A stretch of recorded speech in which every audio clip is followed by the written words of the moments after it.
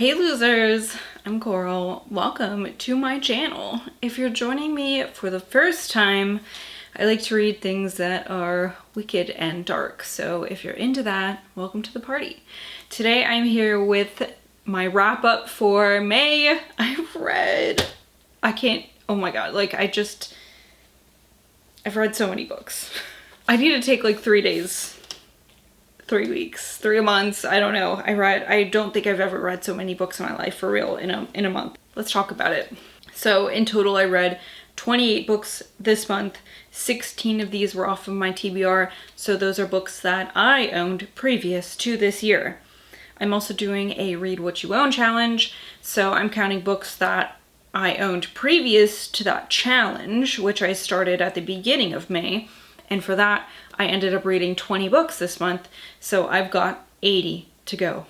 I read 7,660 pages. I read about 273 pages per day. I read 15 horror books, 5 sci-fi books, a fantasy book, 2 true crime books, a nonfiction book that was like medical history, 2 literary fiction books, a romance, and a thriller. The oldest book I read this month was published in 2010, and the most recent was a 2025 release.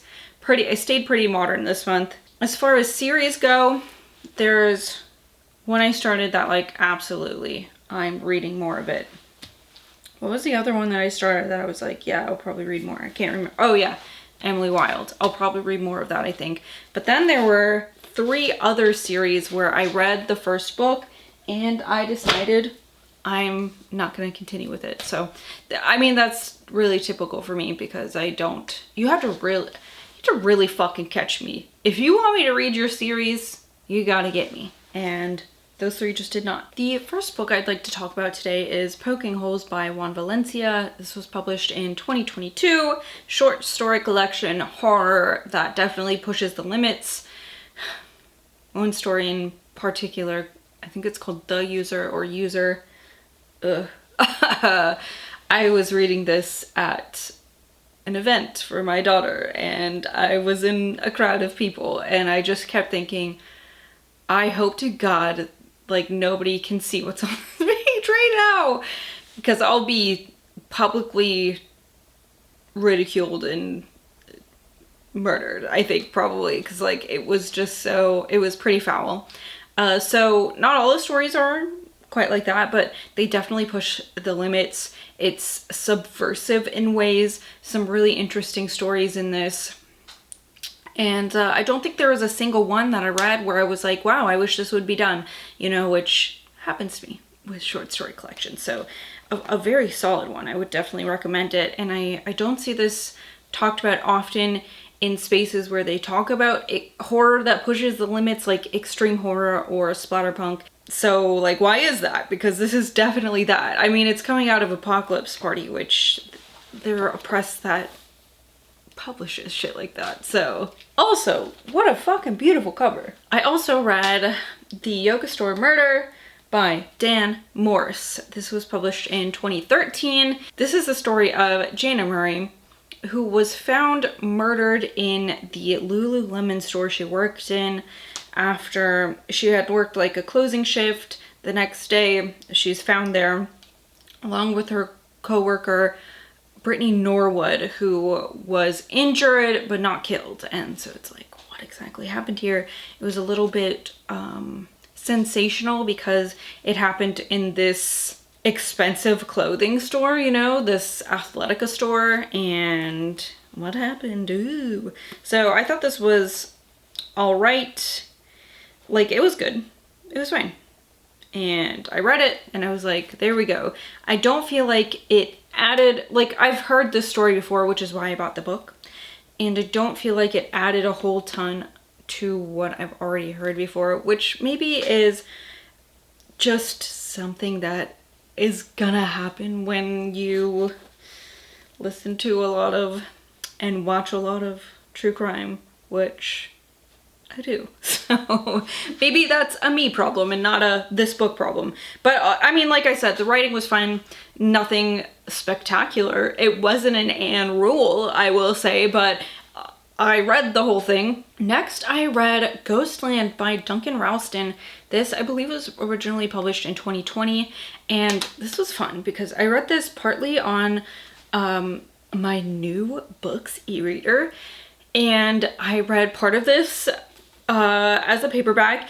I do prefer physical books, but reading it on an e-reader was kind of cool because there are some footnotes in this that you could just pull right up. You didn't have to, like, you know, scroll to the, or not scroll, flip to the back of the book in this case to look at. And because I got a Books Go Color 7 and the map is colored, so that was kind of cool to look at. There's a little map of the theme park at the beginning of this. So this was fun. It was kind of like if you put the technology and the ghosts of 13 Ghosts, right? Like you can see the ghosts with these special glasses and there's ghosts, and you put them in like a Jurassic Park scenario, right? Where they're in this amusement park sort of, and then things go wrong. So in this story, we're following two teenagers, Ben and Lillian, and I don't know, they've had kind of a friend breakup, right? They were friends for a really long time. This traumatic event happened. They grew apart, kind of. This isn't really something Ben wanted to happen. It just happened, and now they're sort of not necessarily forced to go to this park together, but it's not something Lillian really wanted to do, and she's kind of talked into it. So she does it, and then, you know, things go wrong. This park is somewhere where they've got these like real life haunted attractions and have these like, it's not VR, it's like artificial reality, where they have these ghosts of the people who died there or committed crimes in these places or lived here. And so like that was really cool. It's just at the end of the day, am I going to continue the series? Probably not. I liked it well enough to finish the book, and it was a really fun premise. But I think because this premise is going to be over in the next book, as far as I know, there's not going to be another amusement park. Maybe I'll have to look into that, but I don't think so with how it ended. I think that's it for me. So I enjoyed it for what it was, and great if you're looking for like an amusement park book. Next, we've got The Staircase in the Woods by Chuck Wendig. This was the Evernight release of this. It is, I don't know, I'm not super gaga about the cover, but so cool. This is a story about some friends. It's sort of dual timelines, at least in the beginning, where as teenagers, they're out, this group of friends, 5 of them are out camping, doing teenager camping in the woods one night, and they come across this staircase in the woods that leads to nowhere. And one of their friends, who I would say is kind of the leader of the bunch, he's the one that everyone loves the most, everyone looks up to the most, and everyone's jealous of, and etc. and etc. And he's like, I'm gonna walk up this staircase, and if anyone wants to follow, go ahead. But he does that, and then where does he go? So now years later, this friend group, who has obviously grown apart after this very traumatic disappearance, decides to get together again, and they find another staircase. I really think that you should go into this without knowing much, but I will say I really liked this. Not a favorite Chuck Wendig, I will say, because I think what happened was, it just, for me, felt like it took a long time to hit its stride. It was like, maybe like 30 to 40% into the book. Maybe more like 40, because it wasn't quite like, it was definitely more than a quarter of the way in. Before it was finally like, okay, I'm excited about where this is going finally, because before it was like, oh, and I feel like for some reason it was hard for me to how do I word this? It's like when you're introduced to characters and you're trying to get to know them through the book, and, you know, eventually for books, typically you get to know those characters as you're reading the book, and I felt like that just took longer for me than normal. Maybe it was because there was 5 of them, well, at that point 4 of them, but I don't know, still something about them, and like some of them were just really abrasive at first, and they're supposed to be like that purposely. I think they've gone through a lot of shit, and none of them, even as kids, had it great, but I don't know. So not my favorite Wendig, but when it gets to where it's going, it's so good. Then I read a thriller. This is The Only Child by Mie Seo. What do I tell you about this? This was published, I think, originally in Korean. I hope it's Korean because I'm gonna feel foolish now if it's not, because I said it was. And this, we're following, for the most part, a woman who is something like a criminal psychologist, and things get really messy in her life suddenly when things about her work intertwine, her work with this serial killer intertwine with things that are happening in her personal life. What more can I tell you? I don't know.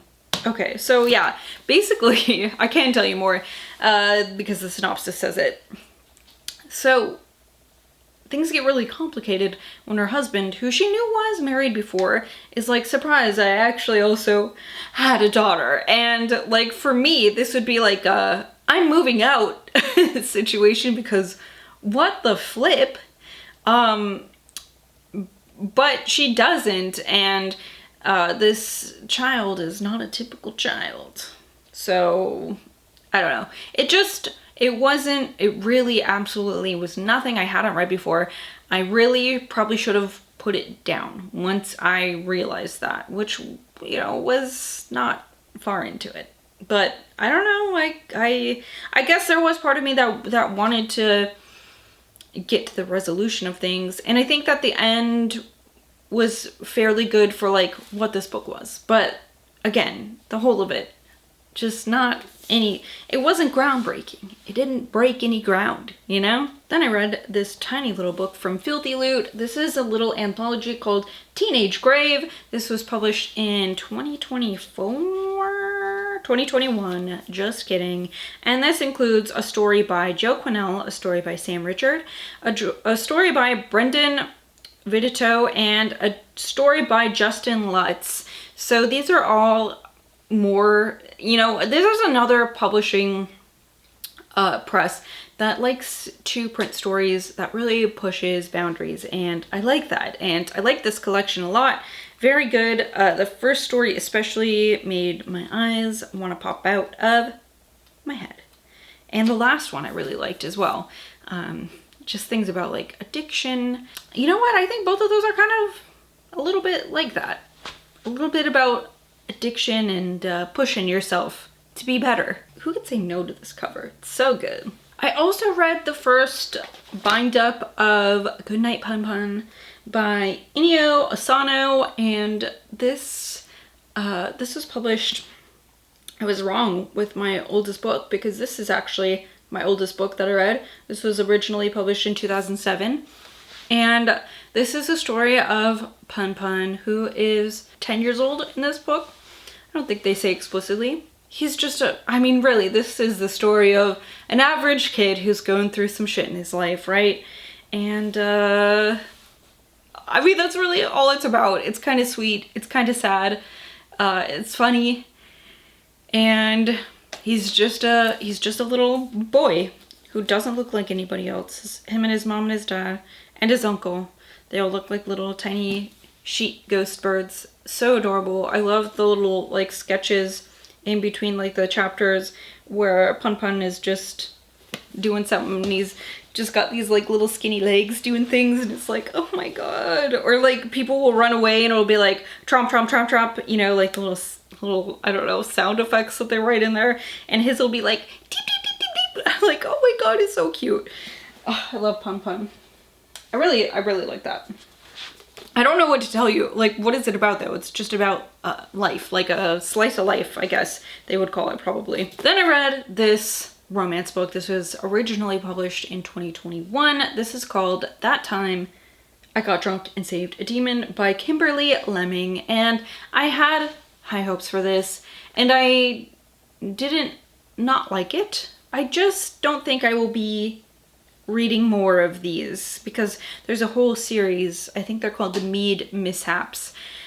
In this one, our wonderful main character Cinnamon gets drunk and saves a demon and finds out that there is a witch who is spreading propaganda and also enslaving and enchanting demons to make them seem more fierce than they really are. Really, they're just normal people doing normal people things, and instead they're a lot of them have been put under this spell to make them like ferocious and full of rage, and so, you know, a lot of other people are terrified of them. But she meets this one and he is not under this enchantment, and he is like, well, you gotta help me save everybody else, and she agrees to, and that's the story. It is a romantasy. There are spicy scenes in this, spicy, and I don't know, like it was just nice. It was just nice and just okay, and that's it. Then I read Nestlings by Nat Cassidy, which I fucking loved. There are two books that I really loved in the last half of the month. This is one of them. And this is a like spooky apartment building. So of course you're thinking Rosemary's Baby, and like, yes, but I mean, I think that's where the similarities end kind of a little bit. So it's not like a super, Rosemary's Baby isn't like the best comp for this. I don't think. I don't know what is, but like, I wouldn't say this is Rosemary's Baby again, you know, in case you're like, oh God, another Rosemary's Baby book. This is not it. So this was published in 2023, I'm pretty sure, and this is the story of Anna and Reed and their new little baby, Charlie. Is that right? Charlie. Yes, Charlie. And Anna is suffering from a birth injury that has left her wheelchair bound. So there is a lot of drama for her surrounding her body, this injury, motherhood, obviously, because her entry into motherhood began with this injury. I just can't imagine. It's horrible.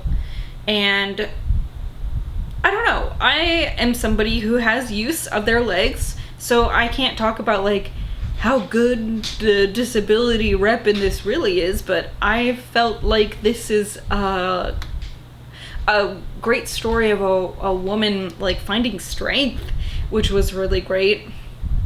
Anyway, Anna and Reed, not doing great, as you can imagine. Their baby is less than a year old, so this injury is fairly new. They have medical debt, but they get this really awesome, they win this lottery for this, like, I'm pretty sure it's rent controlled apartment at this really nice building called the Deptford. And they go, Anna isn't really sure at all at first because it's not super accessible for her wheelchair, but she's like, you know what, fuck it, like this doesn't have to be permanent, but it's better than where we are now. And so they decide to do it, but strange things start happening in the apartment, and you wonder, is this Anna? Is this the baby having a hard time adjusting to a new place? Etc, etc. Things that I love, tropes that I love. Is this woman crazy? Is she mad? Or is she mad? Or is it both? I don't know. I just really loved this. I loved the language in this. There's so many things I need to go back and highlight.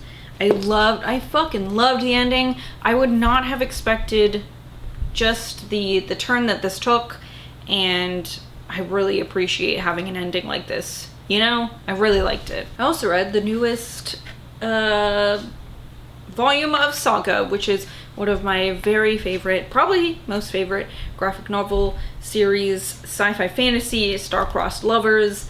The story is quite large now, a lot of characters to hold to keep up with. But I will say this one, a little bit disappointing just because it didn't seem like, where's the plot in this? I don't know. I mean, like, things happened, but it was a much slower pace than typical. And, I mean, did I even cry at the end of this one? No. Maybe I don't have to cry at the end of them all. Probably it's not good for me to cry at the end of them all. But, I mean, I liked it because it's my, like, most favorite series of all time. But honestly, this is probably one of the least good volumes that they put out. How cute. Well, my daughter just got invited to a graduation party for her 6th grade graduation, which is so extra, but also very nice, of course, of her friend's mom to do that, because I'm like, this is too extra. I'm not doing this shit. Save it for, like, high school, you weirdos. But whatever. Not that, like, good for you for going into junior high, but maybe, I don't know, sometimes it's hard for me to know, is this California because I did not grow up here, or is this just the times now? Because I also don't understand it. I don't know. What was I even doing? Oh yeah, I remember. I was looking up the book that I forgot to tell you about. Don't have a copy of this. I rented it from the library. My hold came up and I was like, oh yeah, I gotta listen to this. This is called Everything is Tuberculosis by John Green. I've never read a John Green book before. I know everyone's like always gaga over everything he says and does and writes, and good for them, I guess. But I wasn't like super blown away by this. It was rather short. The audiobook was about 5.5 hours long. I believe it was narrated by the author. And it was a nonfiction medical history book about tuberculosis. And parts of it were really sad and heartwarming. In particular, he spent time in Sierra Leone at one of the clinics that they have there for people who have tuberculosis, because it's not a huge problem here in the United States anymore and in more developed regions, but it is a huge problem elsewhere. In fact, the book says that I believe it kills more people than any other disease annually most years, except for like when COVID happened. So basically it's like a poor people problem. We're like, oh yeah, no, we can afford to treat that, and like we could probably keep the numbers down, maybe eradicate it. I don't know exactly how that works, but we could keep the numbers down. We just like don't. It's so fucked up, and we're like cutting now. I don't know if the book talks about that. Perhaps it does, probably it does, but we're cutting funding to like places that should be putting medical research into these things, and places that like the USAID and like stuff like that. Like, what the fuck? We can do that, we just shouldn't. We don't have to. It's like, oh my god, my daughter was like upset at me the other day because I can't remember. I think they were like tie-dyeing shirts, and the school is like, hey, you don't have to, but it does help us out if you give us $10 or more for your kid to tie-dye a shirt. So I gave the school $20, and my daughter's like, you didn't have to do that. I was like, yeah, but like it's the right thing to do because I can do that, and that means that one other kid besides you gets to tie-dye a shirt and the school doesn't have to cover it. And is this just like a foreign concept to people that like when you do have more than others, you should try to help others? Like, I don't know. Anyway, so about the book. Tuberculosis, it's a bad thing. We're not really affected by it so much, but I guess the title is, to me, misleading, because I thought it would be more about the history of tuberculosis and how tuberculosis has affected everything, and he does go into some things, but maybe I was expecting a longer book with more things, because listen, I do love a random fact. In 3rd grade, we were given superlatives, and mine was walking encyclopedia. Like, I just really like facts that I can say. And so, I don't know, it was just, it wasn't a bad book. And it seems like probably he's given money to these places that help treat people, and things like that, and that's great. So I'm not saying don't buy the book or support the author or anything like that. I'm just saying it's not quite what I expected it to be. But also, first John Green book. Short book. I don't know what I'm saying now with this. Also, I read Madwoman by Chelsea Bieker. When did this come out? 2023? 2024? Okay. So this is kind of a literary thriller, I would say. About a woman named Clove who is running from her past, and that is that her mother killed her father, and she's trying to kind of escape all that, and she's living under an identity that is not her own. And now her mother's in prison, and no one in her life really knows this until someone comes up and finds out about this and is like, oh, you should visit your mother, you should visit your mother, you should visit your mother. And it just kind of throws Clove's whole thing off, and that's what this book is about. I liked it. I did like it. You know, at some point you're like, okay, I kind of understand what's going on, but then something else happened and I was like, what the fuck? So yeah, I enjoyed it. I really like these books about women behaving badly and things of that nature.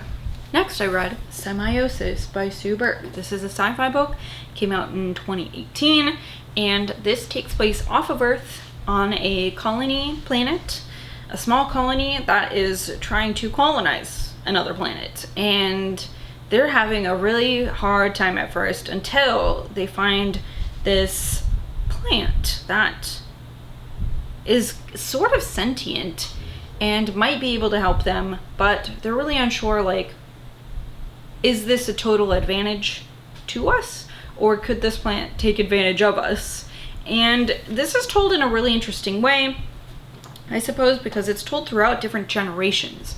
So you'll get like the problem for this generation, and then you'll skip ahead to the next generation, and they'll be like, my grandmother blah blah blah brought us to blah blah blah, you know, and you're like, oh yeah, I remember that person. And with that comes a character switch though, and some of the characters I did not like. Especially one who's like, I'm a very fertile male, and you're immediately like, I'm gonna throw up on this book if I have to hear that again. And you do have to hear it. So I don't know, the writing a little heavy-handed, nothing to write home about. Pun intended. I guess interesting plot, because like I said, I don't know if I've read a lot of books that, I've read some books that go from generation to generation.